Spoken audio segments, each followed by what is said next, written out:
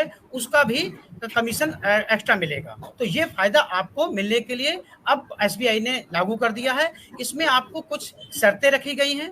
उस शर्तों में पहला जैसे स्लैब है, हम सभी को सबसे पहले पहला स्लैब पार करना पड़ेगा और उस स्लैब के लिए सबसे पहले आपको अकाउंट ओपनिंग है, प्रधानमंत्री ज्योति बीमा योजना है, प्रधानमंत्री सुरक्षा बीमा योजना है और अटल पेंशन योजना है। तो स्लैब 1 में आप सभी को मिनिमम 9 अकाउंट ओपन करने होंगे और आपको पीएमजेजेवाई 13 करनी होंगी और प्रधानमंत्री सुरक्षा बीमा योजना 19 करनी होंगी और एपीवाई 3 करनी होगी। स्लैब 1 है। यदि इसको आप कर लेते हो तो आप क्वालिफाई कर जाओगे। उसमें 1000 रुपए इंसेंटिव मिलेगा और आपका बेनिफिट ये होगा कि आपका जो मेंटेनेंस का पैसा है 50% वो भी आपको मिलेगा।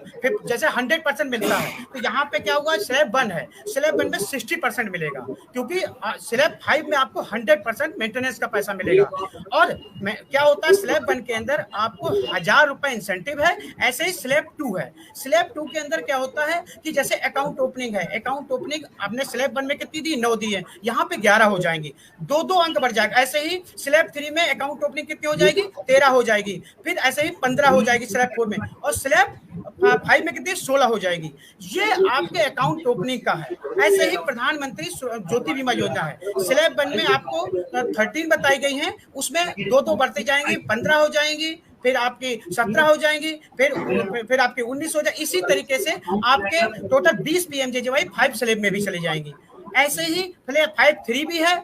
ऐसे 5 जो 5 4 5 4 के अंदर और 1 4 3 4 5 1 के अंदर 1000 इंसेंटिव है, 2 के अंदर आपको 1200 रुपए इंसेंटिव है और 3 के अंदर आपको 1800 रुपए इंसेंटिव है और 4 जो है स्लैब उसके अंदर आपको 1800 रुपए इंसेंटिव है। लेकिन 5 के अंदर 2000 रुपए इंसेंटिव है।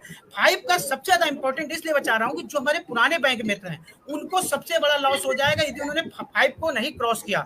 5 वाले में आपको अकाउंट ओपनिंग 16 करनी होंगी और प्रधानमंत्री ज्योति बीमा योजना जो बीमा योजना है उसको आपको 20 करनी होंगी और प्रधानमंत्री सुरक्षा बीमा योजना जो है वो आपको 30 करनी होंगी और अटल पेंशन योजना आपको 7 करनी है। ये 4 दिए गए हैं। चारों में से यदि 3 क्वालिफाई आप कर लेते हैं, 3 कर लेते हैं तो स्वाभाविक है आप इंसेंटिव के भी हकदार हो गए 2000 के।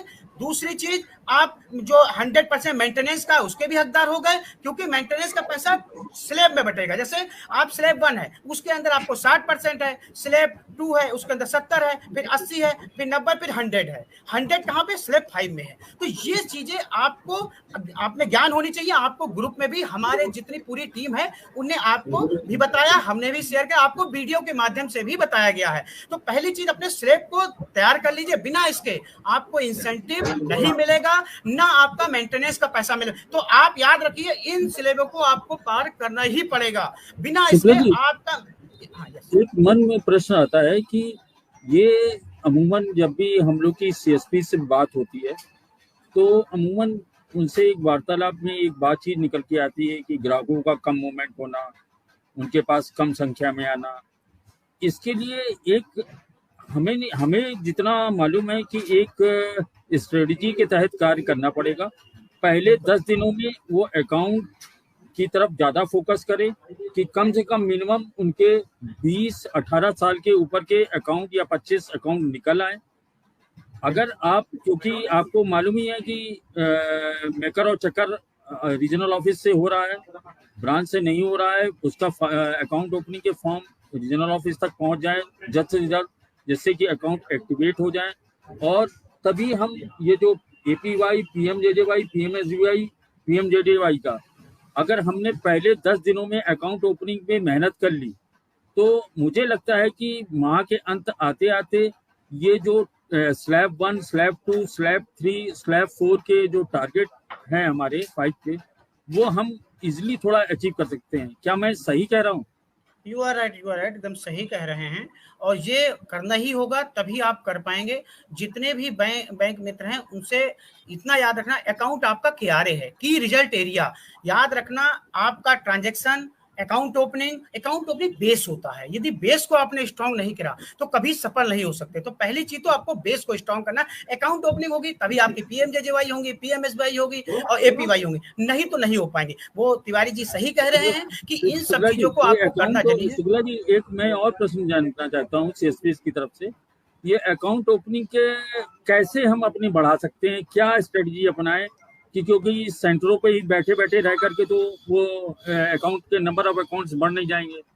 आपका इनको सीएसपी को क्या विशेष प्रयास करना चाहिए कि नंबर ऑफ अकाउंट्स करीब महीने में 20 से 30 इनके खुल जाए? इसका सबसे बढ़िया उपाय यही है कि कैंप लगाएं। बिना कैंप के ये चीज नहीं होगी। कैंप ही एक माध्यम है, एक आपका उद्देश्य है, लक्ष्य है। लक्ष्य पाना है तो कुछ करना होता है, करने के लिए आपको संघर्ष करना होता है। इसके लिए आपको प्लान बनाना पड़ेगा और उसको में कैंप लगाने पड़ेंगे, तभी आप सफल होंगे, नहीं तो सफल नहीं होंगे। क्योंकि आप मान लीजिए आपका बहुत कुछ अब लॉस हो जाएगा यदि आपने इन स्लैबों को नहीं देखा। देखिए स्लैब आपके सामने आ चुके हैं, स्लैब जो है आपके सामने है, देख लीजिए। ये स्लैब आपको इंसेंटिव भी दे रहे हैं, 1000 रुपए दे रहा है पहले स्लैब में, दूसरे स्लैब में 1200 रुपए दे रहे हैं, तीसरे स्लैब में 1500 रुपए है, तीसरे से 1800 है, फिर 2000 है। ये स्लैब आप खुद देख लीजिए, ये आपको पहले भी दिए जा चुके हैं। यदि इसके माध्यम से आप काम करते हैं तो जरूर सफल होंगे। और ये तिवारी जी जैसे कह रहे हैं, कैंप के माध्यम से ही हम सफलता की ओर बढ़ सकते हैं। सफलता तभी मिलती है जब कुछ करने की शक्ति होती है, और ये करना होगा। क्योंकि नहीं, एक चीज और मन में प्रश्न में आ रहा है, ये एडिशनल इंसेंटिव तो हमको मिला, जो नॉर्मल हमको एपीवाई में हमको कमीशन प्राप्त होता है, पीएमजेजेवाई में जैसे 30 रुपया है, पीएमएसबीआई में 1 रुपया है, अकाउंट ओपनिंग में जो हमारा देय है बैंक की तरफ से वो तो मिल ही रहा है ना इनको। उसके अलावा इनको 1000 रुपए और प्लस अगर स्लैब 1 क्रॉस कर लिया तो इनके अकाउंट में डिपॉजिट पड़ा हुआ अमाउंट का 60%, यही है ना पूरा? हाँ बिल्कुल, यू आर राइट, बिल्कुल सही कह रहे हैं। 60% पहले स्लैब में मिलेगा, 60% ही मिलेगा। और जो लास्ट वाला इनका 5 स्लैब है, क्योंकि ज्यादातर पुराने बैंक मित्र हैं, उनके लिए 5 स्लैब पार करना ही पड़ेगा। क्योंकि 5 स्लैब में उनके 16 उसमें दे रखा है, अकाउंट दे रखा है, 20 पीएमजेजेवाई दे रखा है, 30 पीएमएसवाई दे रखा है और 7 एपीवाई दे रखा है। इनको 2000 रुपए इंसेंटिव तो मिलेगा, इनको 100% मेंटेनेंस का किसका मिलेगा, जो इनका बैलेंस का उस पर मिलेगा 100%। जी।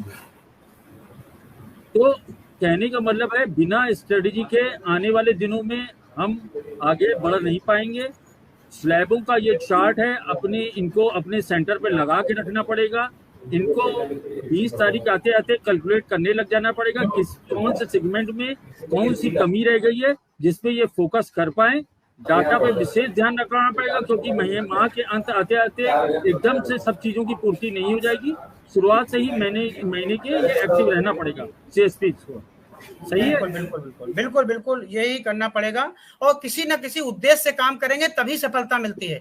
सफलता ऐसे नहीं मिलती, कुछ ना कुछ नया करना पड़ता है। आपको कैंप लगाने पड़ेंगे, और ये कैंप आपको पर वीक लगाने पड़ेंगे। 4 कैंप आप निर्धारित कर लीजिए, जिसके माध्यम से आपके नंबर ऑफ अकाउंट खुलेंगे। क्योंकि आपका क्यारे, जब तक क्यारे आपका स्ट्रांग नहीं होगा, कभी सफलता की ओर नहीं बढ़ेंगे। क्यारे स्ट्रांग है तो समझ लीजिए सब कुछ है आपका। तो इसीलिए अकाउंट ओपनिंग बेस है। अश्विनी जी से एक मेरी चर्चा हो रही थी, वो उनके क्षेत्र के एक कोई सीएसपी थे, वो इस चर्चा में अभी करीब 1 घंटे पहले बता रहे थे कि उसका काफी कुछ उसका पैसा उसका इस बार एसबीआई की तरफ से नहीं आया। मैं चाहूंगा कि अश्विनी शुक्ला जी वो किस्सा हमारे सीएसपी भाइयों के साथ शेयर किया जाए, जिस सीएसपी ने 12 से 13 हजार का लॉस पिछले माह किया अपना हुआ है, उसका कि किन कारणों से वो अपने इन 12,000 के से वंचित रह गया। अश्विनी शुक्ला जी उसके बारे में थोड़ा सा विस्तार से सीएसपी भाइयों को बताएं। धन्यवाद तिवारी जी। सभी दर्शकों का स्वागत है। अभी जो बात हो रही थी हम लोगों की, इस पे जो स्लैब्स की बात हो रही है, टारगेट्स की बात हो रही है, और अभी तिवारी जी ने प्रश्न उठाया कटौती की, तो इस संदर्भ में हम लोग बात करेंगे। मित्रों, आप जो भी खाता खोलते हो तो आपके द्वारा खोले गए खातों में जो जमा धनराशि होती है, उस जमा धनराशि के ऊपर बैंक आपको इंसेंटिव देता है।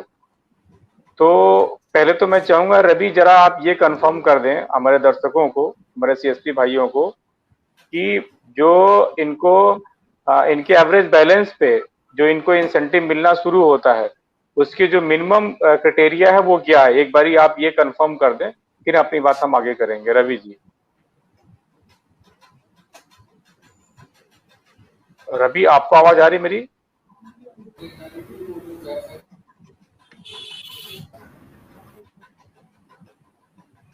हाँ, मेरे ख्याल से रवि नहीं सुन पा रहे हैं, तो उससे हम लोग आगे बढ़ते हैं। तो मित्रों, आपको हमने बताया कि जो भी आप खाते खोलते हैं उनमें जो डिपॉजिट बैलेंस है उस बैलेंस के ऊपर आपको इंसेंटिव बैंक देता है। आपको यह जान के आश्चर्य होगा कि हमारे बीच में ऐसे बहुत सारे सीएसपी साथी हैं जिनकी महीने की इनकम मोर देन 50,000 है, सिर्फ और सिर्फ जमा पे जो इंसेंटिव आता है वह रकम, उनके द्वारा किए गए ट्रांजेक्शन, उनके द्वारा की गई सोशल सिक्योरिटी, इन सब के पैसे तो आप अलग है। अब आप समझो कि कोई व्यक्ति हैं जो सीएसपी हैं हमारे बीच में, उनको खाते पे 50,000 रुपए का इंसेंटिव मात्र आ रहा है। तो अभी जैसा कि शुक्ला जी ने बोला और तिवारी जी ने भी बताया कि हमको महीने के पहले 10 दिन पे फोकस करना चाहिए अकाउंट ओपन करने के लिए। तो तजुर्बा ये कहता है कि जो भी सीएसपी 15,000 से ऊपर अकाउंट खोल लेंगे उनका मंथली कमीशन बड़े प्रेम से 90,000 से 1 लाख रुपए के आसपास पहुंच जाएगा। शुक्ला जी, मेरे ख्याल से मैं सही हूँ? बिल्कुल बिल्कुल 100% बात सही। तो हमारे बीएलई साथियों को चाहिए कि एकमात्र अपना लक्ष्य बनाएं कि हमको अपना अकाउंट 15,000 से ऊपर करना है, और ये अकाउंट खोलना। मैं बीच में इंटरप्ट कर रहा हूँ। वो भी जो जी अकाउंट हो वो क्वालिटी बेस पे हो, मतलब उसमें पैसा अधिक से अधिक कस्टमर जमा करे, तभी तो उनका डिपॉजिट अमाउंट भी बढ़ के निकल के आएगा। जीरो बैलेंस अकाउंट बिल्कुल बैंक के लिए भी सरदर्दी है, आपके लिए भी सरदर्दी होगी। आने वाले समय के लिए आपको अच्छे किए हुए कस्टमर ही आगे रखने होंगे अपने पास। हाँ शुक्ला जी, आगे बढ़िए। हाँ, उसी पे मैं आ रहा था। तो सीएसपी साथियों को चाहिए कि 15,000 खाते अपने पार करने का टारगेट बनाएं। जिस दिन आप ये टारगेट पूरा कर लेंगे, आपकी मंथली इनकम 1 लाख रुपए से ऊपर की होगी, और खाता खोलना आपको कभी भी बंद नहीं करना है, क्योंकि जैसा कि अभी तिवारी जी ने बताया भी कि क्वालिटी अकाउंट आपके पास होना चाहिए। हो सकता है कि आपने किसी स्टूडेंट का अकाउंट खोला हो जो पैसा ना रखता हो सकता है कि उनमें से कुछ लोगों की डेथ हो जाए, या हो सकता है कुछ लोग अपने दूसरे बैंक में अकाउंट खुलवा लें। तो आपका जो बेस होगा वो 15,000 से घट के 10,000 हो सकता है, 12,000 हो सकता है। तो आपने एक बारी मेहनत करके जो 15,000 का बेस बना लिया, उस बेस को बरकरार रखना है, फिर आपकी इनकम लाख रुपए से ऊपर की महीने की होगी। ये अनुभव कहता है, ये गारंटेड इनकम है। अच्छा, अब जो बात आती है इसकी कि आपको एवरेज बैलेंस मिलने लगा। बैंक ने ये बोला कि बैंक के ऊपर प्रेशर है गवर्नमेंट ऑफ इंडिया का, डीएफएस का, कि सोशल सिक्योरिटी में सैचुरेशन ड्राइव के तहत सभी जनधन खाता धारकों की ये बीमा होनी है। तो इसमें कुछ रिजल्ट अच्छे नहीं आ रहे थे, तो कुछ लोगों की डाटा एनालिसिस करने के बाद बैंक ने आप लोगों के लिए एक नियम लागू करा। उन्होंने स्लैब बनाए कि इस स्लैब के तहत आप परफॉर्मेंस करो अकाउंट ओपनिंग जेजेबीवाई, एसबीवाई और एपीवाई में। आप परफॉर्म करोगे तो हम आपकी परफॉर्मेंस पे आपको इंसेंटिव अलग से देंगे, आपको प्रोत्साहन धनराशि अलग देंगे, जो दिख रही है 1,000 से लेकर के 2,000 रुपए तक। लेकिन ऐसे साथी जो यह करने में सक्षम नहीं होंगे या जो यह नहीं करेंगे, उनकी जो इंसेंटिव है उनके डिपॉजिट के ऊपर, वह जो मिलेगी उसमें कटौती होगी, और ये कटौती होगी 50% तक। तो तिवारी जी, जो आपका प्रश्न था कि कटौती, अभी मेरी इंदर सर से बात भी हो रही थी। हमारे बहुत सारे साथी हैं, बरेली में साथी हैं हमारे हैं, सिद्धार्थनगर में हमारे एक साथी हैं जिनकी कटौती जो इस जुलाई मंथ में होने जा रही है वो 10,000 से ऊपर है, 12,000 है, 15,000 है। तो मेरा जो मैसेज है सीएसपी साथियों के लिए कि आप सोचो कि आप में से कितने ऐसे लोग हैं जिनकी महीने की कमीशन 15,000 नहीं बनती होगी, क्योंकि स्टेट बैंक की जो पूरी जो एक एवरेज है वो भी 12,000 रुपया ही है पर सीएसपी। जितने सारी कंपनी के सीएसपी काम करते हैं सबको मिला करके पूरे इंडस्ट्री का जो एवरेज कमीशन है पर सीएसपी वो 12,000 रुपया है। अब आप सोचो मित्रों कि हमारे आगे शुक्ला जी, एक आगे बढ़ने से एक मन में प्रश्न आ रहा है, जो रिवाइज कमीशन स्ट्रक्चर जो डिस्प्ले किया गया है, ये क्या एक सर्टेन पीरियड से है कि आने वाले समय में 1/6/2023 से आगे यथावत ये बना रहेगा, इसी स्ट्रक्चर पर रहेगा? नहीं, ये अब आगे हमेशा से बना रहेगा। जी जी अनटिल अनलेस सैचुरेशन ड्राइव जब तक पूरी नहीं हो जाती तब तक ये यही रहने वाला है। मतलब सीएसपी को निकलना पड़ेगा अकाउंट ओपनिंग के लिए फील्ड में। ये बैठे बैठे जी जो बिल्कुल, मेंशन कर रहे थे उस पे कुछ भी नहीं होगा। बिल्कुल निकलना पड़ेगा। और अब टारगेट देखो आप, टारगेट है क्या? स्लैब 5 की अभी बात हमारे इंदर सर कर रहे थे। स्लैब 5 में अगर हम बात करें कि एपीवाई 7 एपीवाई करनी है महीने की। यहाँ जब एलओचे की ड्राइव चलती है, हमारे बहुत सारे साथी हैं जो एक एक दिन में 25-25 एपीवाई कर लेते हैं, जिनको एलओचे में बुला के सम्मानित पुरस्कृत भी किया गया। जी जी तो सीएसपी मित्रों, पूरे महीने में 7 एपीवाई क्या है? ये कुछ भी नहीं है। फिर भी अगर आप नहीं कर पा रहे हो तो कहीं न कहीं आपको अपने आप को मंथन की जरूरत है, बदलने की जरूरत है। पीएमएसबीवाई आपको 30 करना है, मतलब एक दिन का एक करना है। अगर आप एक मतलब सारे प्रोडक्ट में एक खाता, एक एपीवाई, एक जेजेबीवाई और एक एसपीवाई पर डे के हिसाब से टारगेट करो, तो ये आपके स्लैब कब पूरे हो जाएंगे आपको पता भी नहीं चलेगा। 2000 रुपया आपको इनाम भी मिल रहा है, आप जो 15,000 इंसेंटिव पा रहे थे वो भी आपको मिल रहा है। तो हमें, जैसा कि अभी तिवारी जी ने सेशन की शुरुआत में कहा था, कि हमें प्लान करना पड़ेगा। टारगेट बिल्कुल बड़ा नहीं है, बिल्कुल नॉमिनल टारगेट है। ये इससे ज्यादा तो आप लोग हर महीने करते हैं जो काम करने वाले लोग हैं। जो नहीं काम कर, तिवारी जी हमारे वहां गोरखपुर में एक चलता था ना लास्ट ईयर में 30, 50, 150 एक हम लोग करते थे।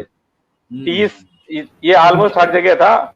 महीने का 30 एपीवाई, 50 जीवन ज्योति और 150 सुरक्षा बीमा। और सीएसपी कहीं इससे बहुत ज्यादा करते थे। तो अगर अभी ये स्लैब देखा जाए तो उस हिसाब से तो ये कहीं का नहीं है। मतलब ये तो हमारा सीएसपी पहले हफ्ते में ही पूरा कर सकता है अगर थोड़ा सा इस पे कंसंट्रेट करे तो। शुक्ला जी, तो अभी पिछले महीने कई एसबीआई की मीटिंग्स हुई, तो उसमें सीएसपीज ने कई सारे प्रश्न उठाए थे मीटिंग्स में कि हमने जो अकाउंट खोले हैं उसमें हमने एपीवाई, पीएमजेजेवाई, पीएमएसबीआई कंप्लीट कर लिया है। अब हम उन अकाउंटों की सूची कहाँ से प्राप्त करें जिसमें एपीवाई, पीएमजेजेवाई नहीं है? तो उसमें चर्चा का ये रिजल्ट निकल के आया था। तो उसमें एक बात को एजीएम साहब और डीजीएम साहब ने बोला भी था कि इस तरह की सूची अगर आपको प्राप्त करनी है तो आप अपनी संबंधित ब्रांचों में जाइए और वहां से उन अकाउंटों की सूची प्राप्त कर सकते हैं जिनमें एपीवाई, पीएमजेजेवाई, पीएमएसबीआई नहीं है। आप यदि आपके कस्टमर सर्विस पॉइंट पे अगर कोई काम नहीं है तो कम से कम उन खाता धारकों को मैसेज बैठ के भेज सकते हैं कि आपका किसी स्कीम में रजिस्ट्रेशन नहीं है, या कॉलिंग कर सकते हैं उन ग्राहकों को अपने क्षेत्र के कि भाई आए और रजिस्ट्रेशन। ये भी एक बहुत हेल्पफुल आने वाले समय में प्रोसेस रहेगा इनका।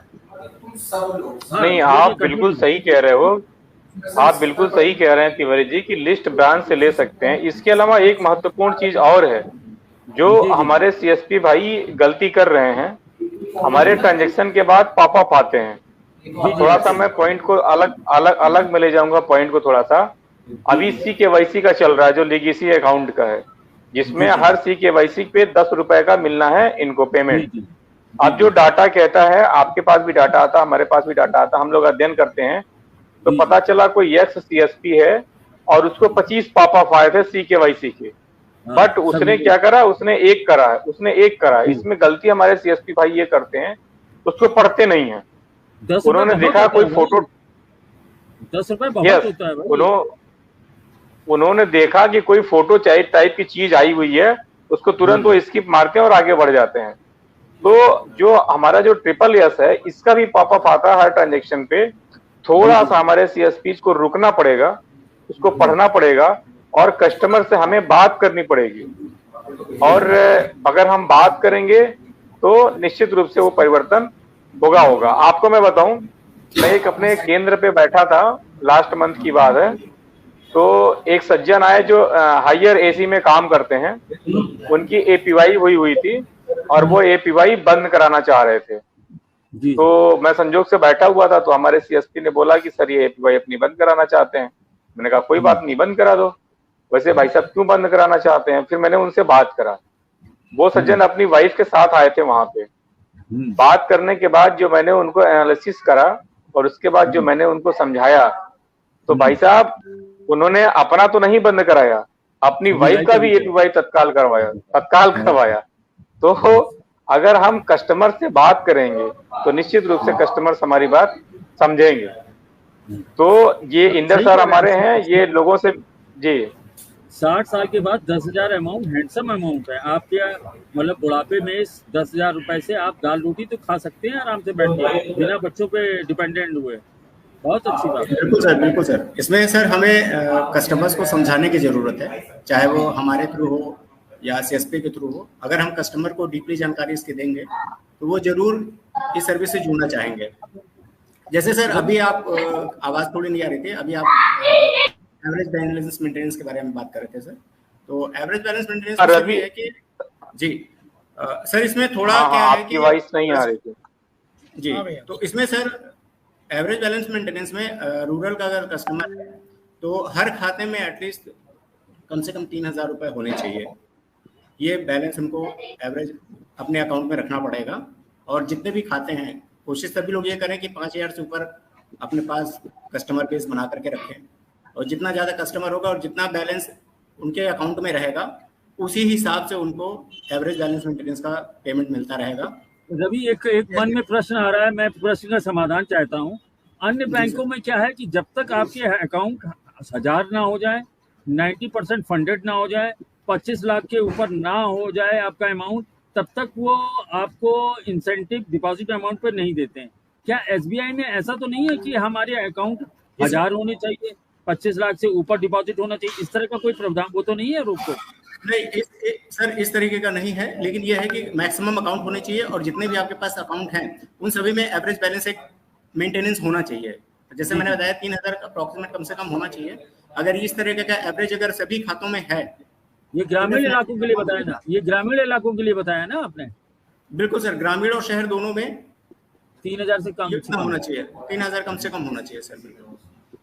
और दूसरा सर ये है कि जितने भी हमारे पुराने बीसी हैं उनके पास जो कस्टमर का बेस है, अकाउंट का बेस है सर, बहुत ज़्यादा है। तो उन लोगों से यही निवेदन है सर कि वो लोग मैक्सिमम जेजेबीवाई, एपीवाई, एसबीवाई हमारे सारे प्रोडक्ट को वो अच्छे से कर सकते हैं। बस उसी को देखते हुए एसबीआई ने ये नया क्राइटेरिया हम लोगों के सामने दिया कि जो हमारे कस्टमर बेस जिन सीएसपीओ के पास ज़्यादा है तो वो क्या करते हैं, सिर्फ और सिर्फ ट्रांजेक्शन बेस पे काम करते हैं। चूंकि उनको पता है हमारे पास इतने अकाउंट हैं और इतना एवरेज बैलेंस हमारे पास सभी खातों में है, तो क्या है कि हमें हर महीने वो मेंटेनेंस का चार्जेस तो हमें अमाउंट मिलता रहेगा कमीशन के रूप में। तो इस वजह से इस स्केल को लाया गया कि कम से कम वो लोग सोशल सिक्योरिटी स्कीम में भी थोड़ी अपनी भागीदारी को और बढ़ाएं, जिससे कि हम जो पैसा दे रहे हैं वो किसी तरह से जाया ना हो। हम जो पैसा दे रहे हैं। रवि जी एक मन में प्रश्न और आता है, आप तो पूरा यूपी का टेंशन हिस्ट्री देखते होंगे, आप हमारे यूपी में सबसे टॉप मोस्ट ऐसा सीएसपी का नाम बताएं जिसने कि सबसे ज्यादा कमीशन पिछले 4-5 महीने से अर्न कर रहा है। ये भी हम चाहते हैं कि ये इस मीटिंग के दौरान ये रहे कि हमारे इस टॉप मोस्ट सीएसपी जो हैं वो कितना प्राप्त कर लेते हैं कमीशन एसबीआई से।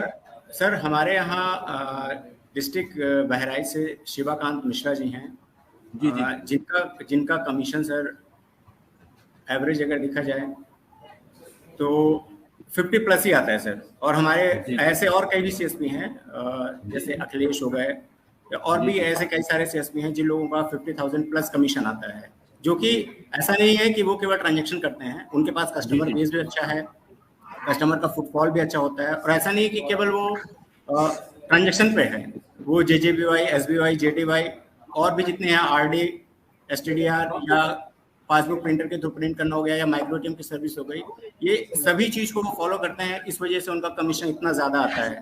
तो जो टारगेट ये दिए गए हैं सर, ये कोई टारगेट इतना बड़ा नहीं है।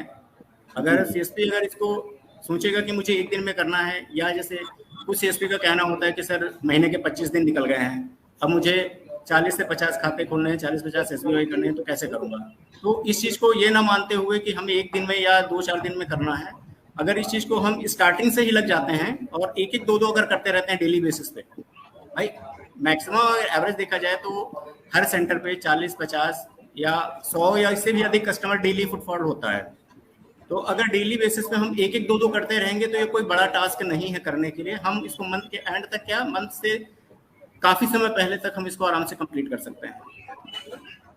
सही कह रहे हैं। एक चीज और मैंने देखी है, जो सीएसपी सामाजिक टाइप के होते हैं, जैसे उनके ग्राम प्रधानों से संबंध होते हैं, जो इनका स्कूल कॉलेजेस के प्रिंसिपल से संबंध है, या पेट्रोल पंप मालिक, या फिर इंडस्ट्री से संपर्क रहते हैं, ऐसे सीएसपी बैंकिंग क्षेत्र में हमने देखा है ज्यादा सक्सेसफुल रहते हैं। जो सीएसपी इंट्रोवर्ट, मतलब आप अपने ग्राहकों को दुआ सलाम ना करना, दो टूक बात करना, और उससे फिर क्या होता है कि कस्टमर भी आपसे कटने लगता है।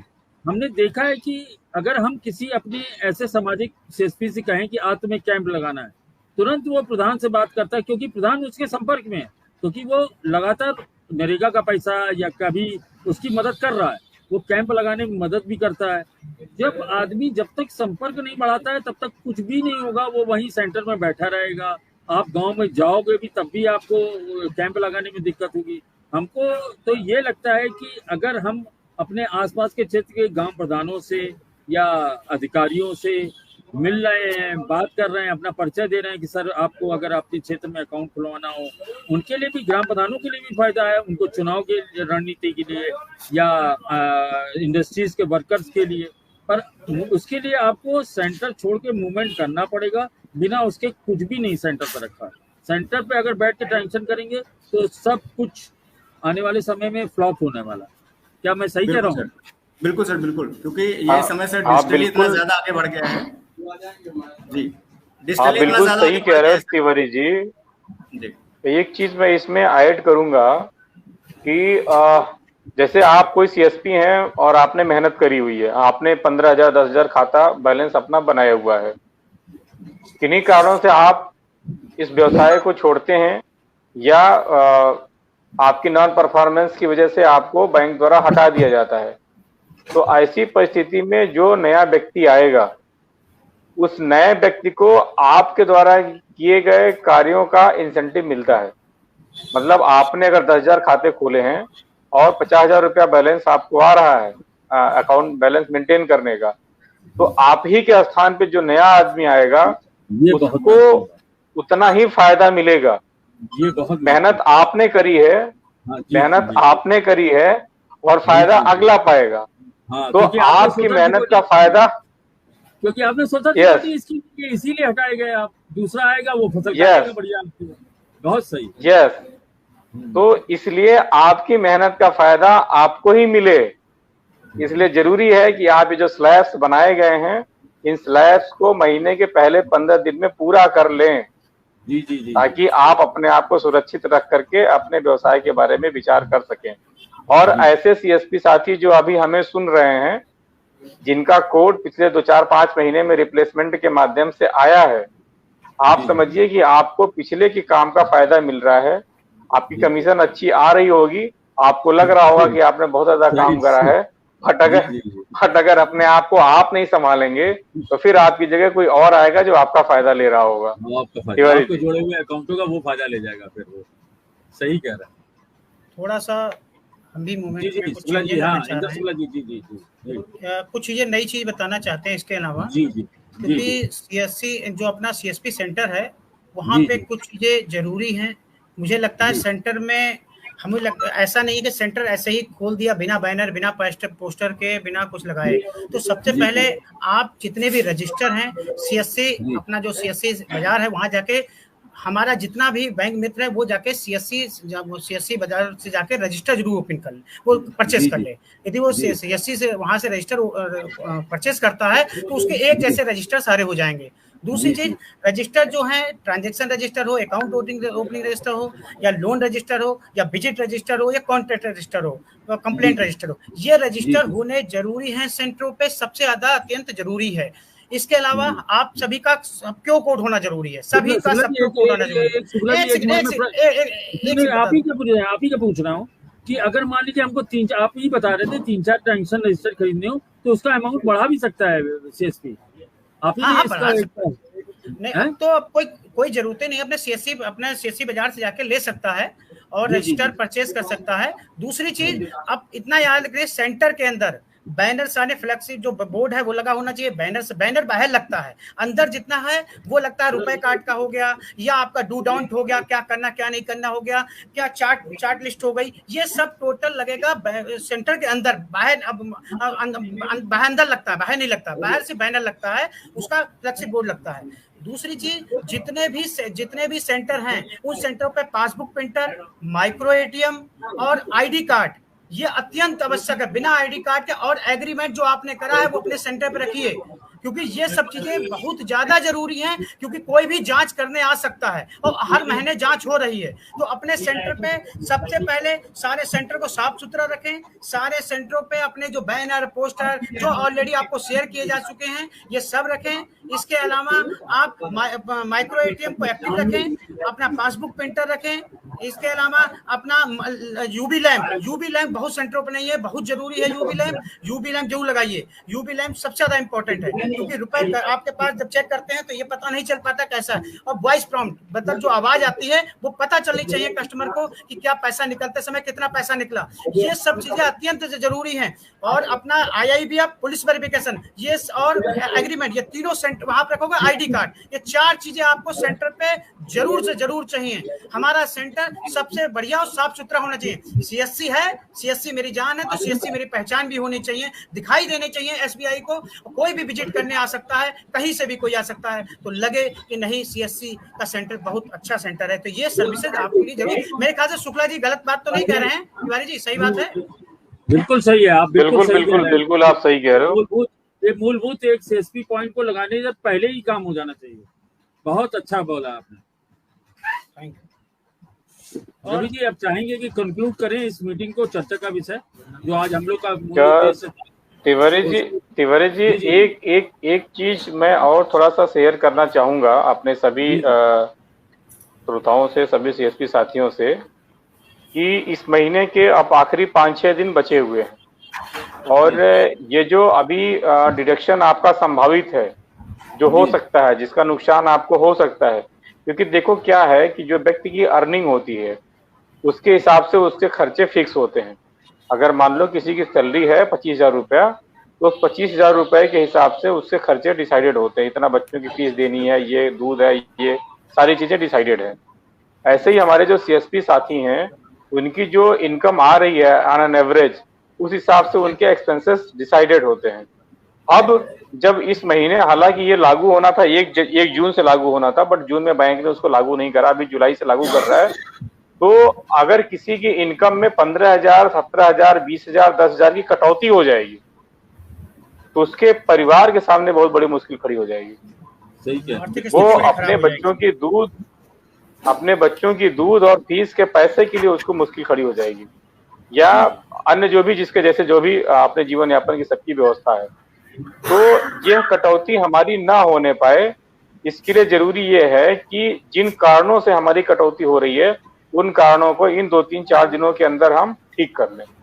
तो जो मेरा ये है संदेश है जो CSP साथियों को, वो ये है कि आपके डिस्ट्रिक्ट मैनेजर्स के पास सूची उपलब्ध है। जो हम लोग जो FI इंचार्ज हैं अलग अलग क्षेत्र में देख रहे हैं, हम लोगों के पास सूची उपलब्ध है और हम लोगों के द्वारा आप सभी CSPs को सूची उपलब्ध कराई जा रही है। किन किन जगहों पे आपका गैप है बहुत क्लोजली मॉनिटर हम लोग कर रहे हैं। आप लोग सिर्फ सहयोग इतना करें कि जो गैप है उस गैप को अगले 2-3-4 दिन के अंदर पूरा कर लें, ताकि आपका परिवार सफर न करे, क्योंकि पैसा महत्वपूर्ण चीज है। ये मेरा लास्ट ये एक अपील थी CSP साथियों के साथ। अब आगे तिवारी जी या रवि आप कंटिन्यू कर सकते हो।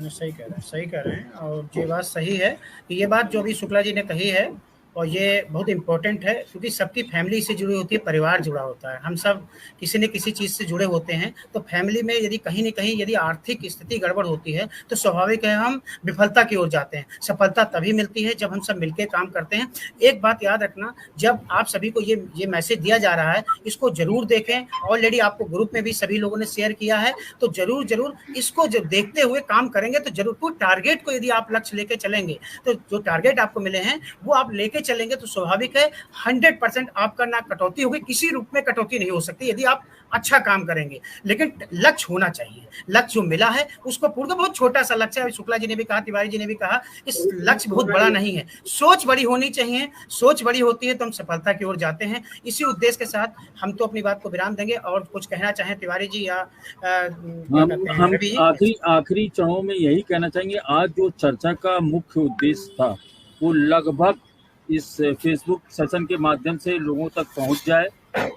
हम लोग व्हाट्सएप ग्रुप, फेसबुक सेशन, अन्य माध्यमों से ये सूचना पहुंचा रहे हैं, क्योंकि कटौती होगी तो मन में कुंठा होगी कि क्यों कटा। अगर उससे पहले सूचना उनके दिमाग तक पहुंच जाए, उनके लोगों को सूचना प्राप्त हो जाए कि हाँ इस कारण से कटा है, क्योंकि कई लोग किसी चीज़ को इग्नोर करते हैं, व्हाट्सएप ना देखना, सूचनाओं पे, मौखिक सूचनाओं पे ध्यान ना देना, सीएसपी के दायरे कुछ नहीं होने वाला है। जो होने वाला है उससे पहले ही हम लोग ने चर्चा करके बता रहे हैं। अभी भी समय है, 5-6 दिन तक आप कवर कर सकते हो, आसानी से अपना इंसेंटिव बचा सकते हो, जो कटौती होने वाली है उससे मुक्ति पा सकते हो। बस इसी के साथ मैं विराम दूंगा और अभी से जी से चाहूँगा कि मीटिंग को कंक्लूड करें अपने चंद शब्दों के साथ। सर बहुत बहुत धन्यवाद सर। इंद्र कुमार शुक्ला सर आपका भी बहुत बहुत धन्यवाद। तिवारी सर आपका बहुत बहुत धन्यवाद। और अश्विनी सर आपका भी बहुत बहुत धन्यवाद कि आज की इस श्रृंखला में आप सभी ने अपना समय दिया और हमारे सभी वीएलई भाइयों को जो कमीशन स्ट्रक्चर स्लैब नया जो एसबीआई ने लॉन्च किया है, जो इस महीने से एप्लीकेबल हो रहा है, इसके विषय में आप सभी ने विधिवत जानकारी दी है। तो इसके लिए आप सभी का बहुत बहुत धन्यवाद सर। और आज की इस मुलाकात की श्रृंखला को सर यहीं पर समाप्त करते हैं।